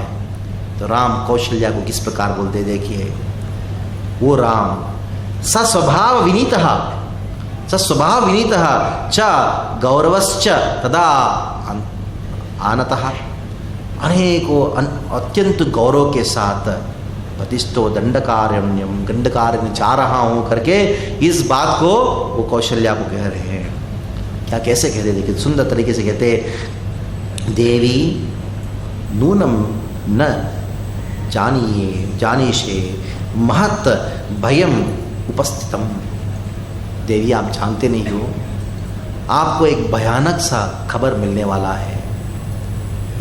महत भयम उपस्थितम, महान भय आपके सामने खड़ा है। सीधा ये नहीं कहा कि मैं दंडकारण्य जा रहा हूं, महान भय खड़ा है, केवल आपके लिए नहीं है। इदम तव च दुखात वैदेह्या, आपके साथ साथ में ये जो खबर और किसको दुख लगेगा? वैदेही यानी सीता जी को दुख लगेगा। और लक्ष्मणम च, लक्ष्मण को भी इस खबर से दुख लगेगा। केवल तुम अकेले नहीं हो, तुम्हारे सामने एक भय उपस्थित है। क्या है वो भय? ने कहा गमयिष्ये दंडकारण्यम, मैं दंडकारण्य गमयिष्ये जा रहा हूँ। किम मनोनासनेन में, क्योंकि कौशल्या ने कहा था कि आओ पुत्र इधर आसन में बैठो, तुम्हारे बहुत भोजन पका के तुम्हारे सामने रखी हूँ, बैठो, सोने का सिंहासन है, खाने का आसन है, उस पर बैठो। तुमने कहा कि भाई मैं दंडकारण्य जा रहा हूँ, तो ये आसन की क्या ज़रूरत है, और मैं तो जंगल में रहूँगा, और वो भी कितने साल के लिए? 14 साल के लिए रहूँगा। और मैं क्या करूँगा? और आमिषम त्यक्त्वा, अनेकों भोजन के पदार्थ को त्याग करके हित्वा मुनिवद, मुनिगण जो खाते हैं ना कंदमूल इत्यादि, और मधु मूल फलै ही जीवनम, उससे मैं जीवन यापन करूँगा। और बाद में उन्होंने कहा भरताय महाराजो, देखिए राम के मुख से क्या निकल रहा है। अभी उनका राज्य है, अभी भरत उस पर बैठने वाला है, और उनके ऊपर पॉलिटिक्स खेला गया है। एक तरह कहा जाए तो भरत आय महाराजो, भरत का गुणगान कर रहे हैं, ये महाराजा है भरत। एवा राज्यम प्रयच्छति, उनको राज्य पिताजी ने दिया है। मम पुनर्दंडकारण्यम, वापस दंडकारण्य में रहने के बाद तपस्या करके वापस आऊँगा। अब देखो रामचंद्र कहते कौशल्या को, हे कौशल्या, हे माँ, पिताजी का कितना बड़ा दिल है, देखो मुझे अरण्य भेज रहे हैं, अरण्य में मुझे अनेकों तरीके से तपस्या करने को साधन मिलेगा, और 14 साल के लिए जो है मैं एकांत में रहूँगा, और अनेकों साधुओं का संग करूँगा, इसमें भी मुझे मेरी अच्छाई है, ऐसा कह के कौशल्या को कह रहे हैं। और कौशल्या इस बात को सुन के बहुत दुखी हो गई। दुखी होके राम से बोलने लगी, हे राम, ये ठीक नहीं है। दशरथ जो है वो भले ही उन्होंने आपको कहा कैकेयी के वश में आके, ये ठीक नहीं है, इस प्रकार नहीं करना चाहिए। भक्त्या ममार चैवाद्य राजा प्रभाविता प्रभु। तो राम कौशल्या की इन सब बातों को सुन के वापस कौशल्या को समझा रहे हैं। कौशल्या ने निंदा किया पति का, इस प्रकार की थोड़ी ना होता है, ऐसा नहीं करना चाहिए, ये ठीक नहीं है, बहुत सारे बातों को कहा कौशल्या ने। राम शुरू किया, रोती हुई कौशल्या, पहले बेहोश हो गई थी कौशल्या, उनको उठा के कौशल्या की सारे बातों को सुन के राम ने वापस कौशल्या को कहने लगे, बहुत सुंदर उपदेश देखिए, भगवान रामचंद्र है, उनकी माँ को उपदेश दे रहे, माँ को कह रहे हैं। उन्होंने कहा तम तथा रुदतीम रामः रुदम वचनम अब्रवीत, इस प्रकार बोलने लगे। क्या बोलने लगे? जीवंत्या ही स्त्रिया भर्ता दैवतम प्रभुरेवचा। ने कहा जीवंत्या ही स्त्रिया धर्म, स्त्री का सबसे बड़ा धर्म क्या होता है? ने कहा भर्ता, उनकी जो पति होते हैं ना, भर्ता को कैसे देखना चाहिए? दैवतम प्रभुरेवचा, भगवान के रूप में दैवतम, और उनका प्रभु के रूप में देना चाहिए। भवत्या मम चैवाद्य राजा प्रभवती प्रभु। ने कहा दशरथ जो है मेरे लिए प्रभु है, वो मेरे पिता है, मेरे राजा है, और मेरा गुरु है, मेरे सर्वस्व है, इसलिए उनका आज्ञा को स्वीकार करना मेरा परम कर्तव्य है। तो कौशल्या ने कहा तुम मेरे पुत्र हो। असलियत में राम ने कहा भले ही मैं आपका पुत्र हूँ, लेकिन असलियत में पिता वास्तविक गुरु होता है, उनका आज्ञा मानना केवल मेरा ही कर्तव्य नहीं है, आपका भी कर्तव्य है। बाद में उन्होंने कहा भरत जो है बहुत अच्छा व्यक्ति है, भरतश्चापि धर्मात्मा वापस धर्म भरत का वर्णन किया। भरतश्चापि धर्मात्मा सर्वभूत प्रियम वदहा, सारे लोगों से बड़े प्रेम से बात करता है भरत ने कहा। ये भरत जो है सा ही धर्मर्थः सदा, धर्मार्थ को काम मोक्ष अच्छी से जानने वाला है, इसलिए भरत के साथ में आप रहो, भरत के आदेश के अनुसार आप रहो, भरत के संरक्षण में रहो। यथामती तो निष्क्रांते पुत्र शोकेन पार्थिवः, ये सब बातें सुन के पुत्र शोकेन पार्थिवः, मैं जा रहा हूँ, मुझे मालूम है आपका पुत्र शोक है, लेकिन 14 साल की बात है, जल्दी वापस आ जाऊँगा। और उन्हें कहा कि कोई भी स्त्री होती है वो हमेशा सद्गुणों से संपन्न होना चाहिए। दारुणस्य, अगर मान लो कि उनकी पति बहुत दारुणस्य, बहुत अनेकों दुर्व्यवहार भी करता है, फिर भी उनका ही सेवा करना चाहिए। और अगर कोई स्त्री है बहुत सारे व्रत करती है, तपस्या करती है, भगवान की आराधना करती है, सब कुछ करती है, जप करती है, अगर वो पति का आज्ञा नहीं मानती है, भर्तारम न अनुवर्तता, अगर उनके भर्ता उनकी पति का अनुवर्तन नहीं करती है, अच्छा पाप गतिम भवेत, उनको पाप लगता है। व्रत उपवास निरता या भी, व्रत करने पर भी, उपवास करने पर भी, अनेकों तथाकथित धार्मिक भक्ति के तपस्या के कार्य करने पर भी अगर भर्ता का अनुगमन नहीं करती है तो वो निश्चित रूप से उनको पाप लगता है। भर्तुः शुश्रूषणा नारी लभते स्वर्गम, मान लो कोई जब तब कुछ नहीं करती है कोई स्त्री, लेकिन अगर कोई भर्तु शुश्रूषणम, अगर वो स्त्री पति का सेवा करती है, येष धर्म पुरा दृष्टा लोके वेदश्रुतास्पदा, तो निश्चित रूप में उनको स्वर्ग की प्राप्ति होती है। और साथ साथ में वो जो हमेशा पति की सेवा करती है, ऐसा देखा गया है अनेकों पुराणों में, अनेकों धर्मशास्त्रों में, ये पति का सेवा करने मात्र से धर्मार्थ काम मोक्ष की सिद्धि कर लेती है। इसलिए हे माँ ने कहा हमेशा ये समझो कि ब्राह्मणों का सेवा करना और यज्ञ इत्यादि करना, वो सब चीज़ें जो है वो गौण है, पति का सेवा करने सबसे महत्वपूर्ण है। मैं तुमसे निवेदन करता हूँ, तुम इंतज़ार करो, 14 साल के बाद मैं आऊँगा, आके आपकी जो प्रेम है उसको मैं अच्छी तरीके से। और जैसे भगवान रामचंद्र ने इस प्रकार कहा, कौशल्या आंखों में आंसू बहाते हुए क्या शब्द कहा, देखिए, नहीं ये प्रतिशोध नहीं क्या, पति क्या होता है, मेरे लिए पुत्र सब कुछ है, वो है कुछ बातों ने कहा गमने सुकृताम बुद्धिमान, हे बुद्धिमान पुत्र, ने कहा कि तुम वीर्य हो, तुम बड़े वीरवान हो। इस प्रकार का बोलना साधारण चीज़ नहीं है। कौशल्या कह रही है अपने राम को, तुम वीरवान हो। समय जो है किसी का बात नहीं सुनता है। मैं निश्चित रूप में, जैसे उन्होंने कहा कि मैं इंतज़ार करूंगी तुम्हारा, अभी क्या करो तुम, गच्छ पुत्रत्वम एकाग्रे भद्रते भद्रम ते, गच्छा तुम जाओ अभी जाओ, भद्रम ते मैं तुमको आशीर्वाद देती हूँ,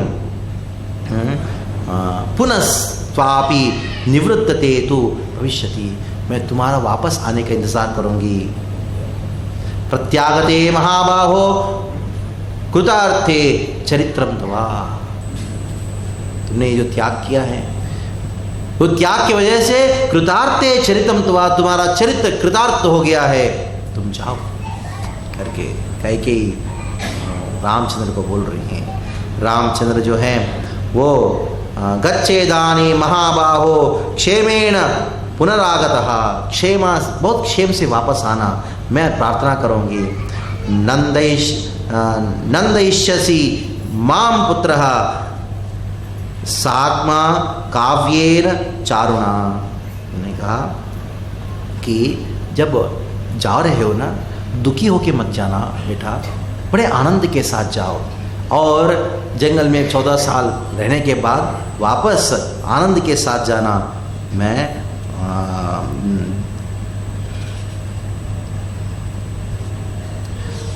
लेकिन बात ने कहा अगर कितना अच्छा होता आज के दिन ही वो दिन होता कि तुम वापस जंगल से आ रहे हो।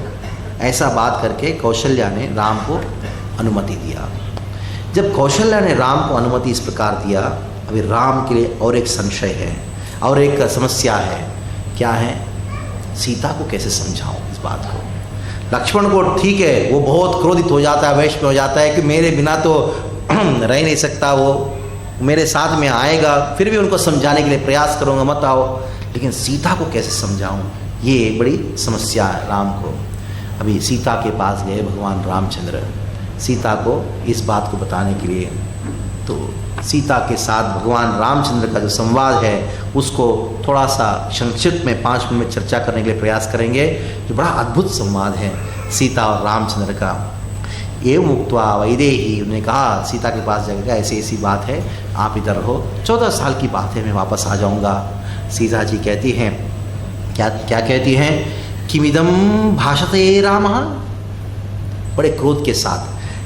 वाल्मीकि जी लिखते हैं प्रणयात येष संक्रुद्धः प्रणयात येष संक्रुद्धः। सीता जी का प्रेम में क्रोध है। प्रणयात एव संक्रुद्धः भर्तारम इदम अब्रवीत, भर्तारम राम से इस प्रकार कहने लगी। क्या कहने लगी? किमिदम भाषसे रामः, रामा नाम से पुकार रही है, क्योंकि क्रोध में आप करके नहीं आता है। रामा किमिदम भाषसे, क्या बात कर रहे हो आप? वाक्यम लघुतया ध्रुवम, ये हल्की सी बात नहीं है, बहुत गंभीर बात है। त्वया यद अपहायन्ते में श्रुत्वा नरवरात्मजम, तो ये बहुत गंभीर बात है, इसको हंसते हंसते बोल रहे हो और मुझे इसको छोड़ के तुम आप अकेले जाना चाहते हो? आर्यपुत्रा पिता माता भार्त्रा पुत्रा तथा स्नुषा, तो आप ही सब कुछ हो मेरे लिए। आप मेरे लिए आर्य हो, आप मेरे लिए पुत्र हो, आप मेरे लिए सब कुछ हो। मैं आपके बिना एक क्षण भी नहीं जी नहीं सकती हूँ। भर्तुर्भगवत भाग्यम तु भार्या, क्या शब्द बोल रही है सीता, देखिए। भर्तुर्भाग्यम तु भार्या, भार्या एक पत्नी का, उनकी पति जो है उनके भाग्य होता है, यानी उनके पति के भाग्य में जो है उसको अपना स्वीकार करना पड़ता है। भाग्यम तु भार्या एक प्रात्येन पुरुष सभा, ये जानते नहीं पुरुष सभा? आप बड़े ज्ञानी हो। अतच्छैव अहम आदिश्ये वनम वने, वन में मैं भी आऊँगी, आप आदेश करो, मैं साथ में आपके साथ में आऊँगी। न पिता न आत्मजो न आत्मा न माता न सखी जनहा, कोई भी इन सब में कोई लोग जो हैं ये आपके सब्स्टिट्यूट नहीं हो सकते हैं। आप पति जो हैं पत्नी के लिए एकमात्र गति है। यदि त्वम प्रस्थितः दुर्गम वनः, आप अगर सोचोगे दुर्गम वनः, वन में कैसे मैं चल सकती हूँ, ऐसा अगर आप सोचोगे तो मैं क्या करूँगी? अग्रतः ते गमिष्यामि, बहुत महत्वपूर्ण श्लोक है, सीता जी कह रही है। आप अगर सोचते हो कि मैं बहुत कोमल हूँ और चल नहीं सकती हूँ, अभी मैं बताना चाहती हूँ, अग्रतः ते गमिष्यामि, आपसे पहले जाऊँगी मैं आगे आगे जाऊँगी और आप पीछे पीछे चलना। क्यों? क्योंकि मृदानि तव कुशकंटकान, भी जब आगे जाऊँगी ना तो जो कांटे होंगे तो कांटे मुझे लगेंगे, आप पीछे आओगे तो आपको कांटे नहीं लगेंगे, वो कांटे को निकाल के फेंक दूंगी। और कुशकंटकान, घास वगैरह इत्यादि रहेगा तो उसको साफ करूंगी ताकि आप आ सकते हो। देखिए क्या क्या बोल रही है सीता इधर, और इसके पीछे एक परोक्ष अर्थ भी हो, कहना चाहता हूँ। ये आग्रथा ते गमिष्यामि मृदानि ते कुशकंटकान, ये श्लोक बोल के सीता जी ने कह दिया। देखिए कुशकंटकान कौन है? राक्षस है। आप राक्षसों से मिलने से पहले मैं पहले जाऊंगी। रामायण तो यही है ना, यानी भविष्यवाणी कर दिया सीता ने और कह दी आप तो राक्षसों से मिलोगी बाद में, रावण इत्यादि से मिलोगी बाद में, मैं पहले मिलूंगी उनसे। और बाद में भी कहती हैं मैं उनको साफ करूंगी। ये मत सोचिए राम ने रावण को मारा, सीता ने मारा है। इसे सीता स्वयं ने कहा अग्रता ते गमयिष्यामि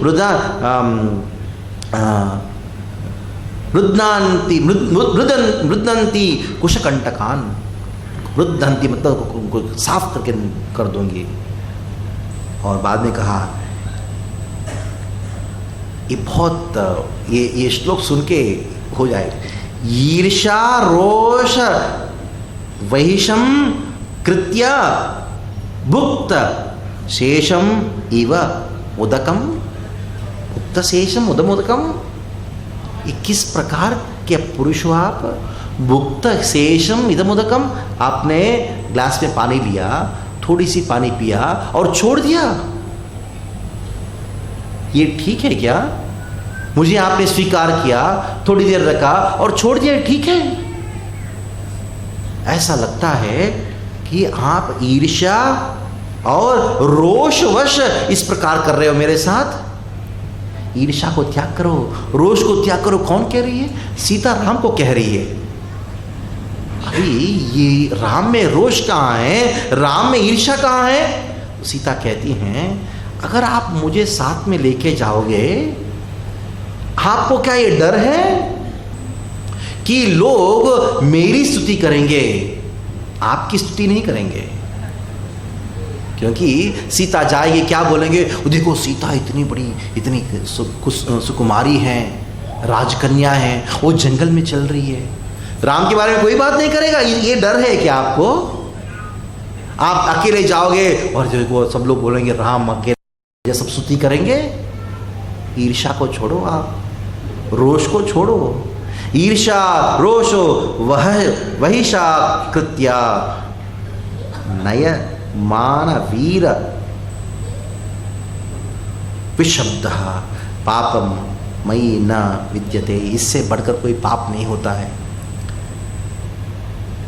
प्रसादाग्रे विमानो वा, प्रसादाग्रे विमानो वा वैहास्य गत्ने वा। इन श्लोकों के द्वारा कह रही है कि कितने बड़ा विमान क्यों ना हो, कितने बड़े घर क्यों ना हो, उसमें मैं रह नहीं सकती हूँ। मैं अस्तित्व में आपके साथ भी रहूँगी। अनेकों श्लोकों में सीता जी ने बहुत कहा, लेकिन रामचंद्र ने स्वीकार नहीं किया। नहीं, इधर ही रहो। आखिरी बाण छोड़ा सीता जी ने कहा आप अगर कहते हो तो मैं रह जाऊंगी, लेकिन मुझे डर है मेरे पिताजी आपके बारे में क्या सोचेंगे। क्या सोचेंगे मालूम है? नारी नरवेशेण, नारी नरवेशेण, एक नारी नर का रूप धारण करके मेरे राज्य में आई थी और मैंने अपनी कन्या को उसको दे दिया है क्या? कितना हृदय में भाण को छूने वाली बात है। कभी कभी जब पत्नी बोलती है ना पति को उनको अनुभव है बात। सीता जी ने नहीं छोड़ा राम को। मायके में मेरे पिताजी यही सोचेंगे कि आप क्या पुरुष है एक स्त्री है। ये बात सुन के राम को रहा नहीं गया। मैं कहा चलो।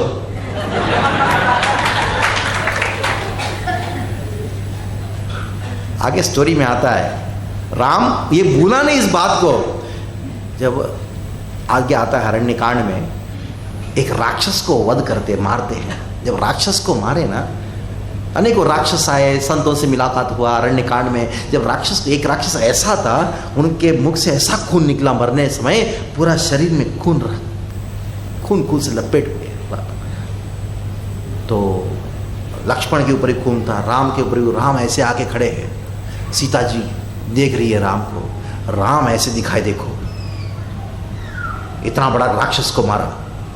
और सीता जी, पहले कहा गया राम और सीता, ऐसे उनको बोलने की जरूरत नहीं है, आई लव यू भी है, ऐसा कुछ बोलने की जरूरत नहीं है। हृदय से बात होता है ना दोनों के बीच में। तो राम हृदय से ही कोई इशारा दिया, मेरी पुरुषत्व के ऊपर शंका था ना, अभी देखो इस राक्षस को।